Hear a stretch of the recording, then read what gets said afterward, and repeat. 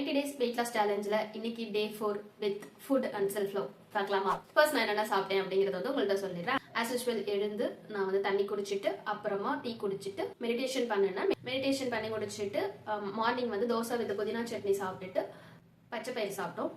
அதுக்கப்புறம் மதியத்துக்கு நாங்கள் பீக்கங்காய் நேற்று வச்சது இருந்ததா அதை சாப்பிட்டுட்டு ரசம் அந்த வாழைக்காய் பொரியல் இதெல்லாம் வந்து மதியத்துக்கு சாப்பிட்டு முடிச்சுட்டு ஈவினிங் டீ குடிச்சிட்டு நைட்டுக்கு நாங்கள் வெளியே போயிட்டு நானும் சிக்கன் டிக்கா மசாலாவும் ஆர்டர் பண்ணி சாப்பிட்டோம். ஃபுட்ஸ்லாம் நான் எல்லாம் தான் இன்டேக் பண்ணிக்கிட்டேன். So you have to listen to your needs. உங்களுக்கு என்ன தேவை அப்படிங்கிற விஷயத்துக்கு நீங்கள் கண்டிப்பாக முக்கியத்துவம் கொடுத்தே ஆகணும். அப்போ தான் நீங்கள் தெரிஞ்சுப்பீங்க உங்களுக்கு என்ன வேணும் அப்படிங்கிறது. அந்த நீடை வந்து இட் ஹேஸ் போத் சைடு, பாசிட்டிவும் இருக்குது நெகட்டிவும் இருக்குது. அது ஹெல்த் ரிலேட்டடாகவும் சரி மற்ற விஷயங்கள்லையும் சரி நமக்கு எது நல்லதோ அதை மட்டும் தான் நம்ம எடுத்துக்கணும். எனக்கு ஒரு அன்ஹெல்தி ஹேபிட் வந்து எனக்கு இருக்குது. ஏன்னா எனக்கு வந்து ஒரு ஸ்வீட் எதுன்னு சொல்லலாம். எனக்கு வந்து ஸ்வீட் சாப்பிடும், ஏதாவது ஸ்வீட் வேணும் அப்படிங்கிற மாதிரி இருக்கும்.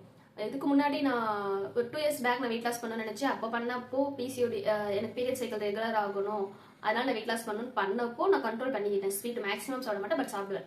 எப்பயாவது கொஞ்சம் அந்த மாதிரி எடுத்துட்டு இருந்தேன். இதுல ஒரு விஷயம் என்னன்னா, நான் எங்க அப்பா கிட்ட கேட்டாலும் ஸ்வீட் வாங்கி கொடுத்தாரு, எங்க அண்ணன் கிட்ட கேட்டாலும் வாங்கி தந்துருவாங்க. இப்போ என் ஹஸ்பண்டும் நான் ஸ்வீட் கேட்டாலும் வாங்கி கொடுத்துட்றாங்க. நானே சொல்லுவேன், நான் ஸ்வீட் கேட்டு எனக்கு வாங்கி தராதீங்க அப்படிமா. அப்புறம் நானே கேட்பேன் வெக்கமே இல்லாம. கேட்டுவிட்டு சரி பிள்ளை கேட்டுருச்சேன்னு சொல்லி 3 பேருமே எனக்கு வாங்கி தந்துருவாங்க. இது எல்லாத்தையும் விட அல்டிமேட் எங்க அம்மா ஸ்வீட் சாப்பிடும் போல இருக்குன்னு சொன்னா உடனே கேசரி கட்டி கொடுத்துருவாங்க. என்ன பண்றது? அதுக்காக நான் நிறைய சாப்பிடும் அப்படின்னா இல்லை, ஆனா சாப்பிடுவேன். அடிக்கடி சாப்பிட ஆரம்பிச்சிட்டேன். இப்போ ரீசெண்ட் டைம்ஸ்ல வந்து நான் அடிக்கடி சாப்பிட ஆரம்பிச்சிட்டேன். அது ஸோ அந்த ஒரு அன்ஹெல்தி ஹேபிட்டை வந்து நான் குறைக்கணும்னு நினைக்கிறேன். குறைச்சிருவேன் மேக்ஸிமம். அப்பப்போ டெம்ட் ஆகிறப்ப கேட்குறப்பெல்லாம் இவங்க வாங்கி கொடுத்துட்றாங்களா, சரி வாங்கி கொடுத்துட்டாங்களே அப்படின்னு சொல்லி நானும் சாப்பிட்டுருவேன். இதில் வந்து நான் என்னதான் பிளேம் பண்ணணும், அவங்களால ஒன்றும் சொல்ல முடியாது.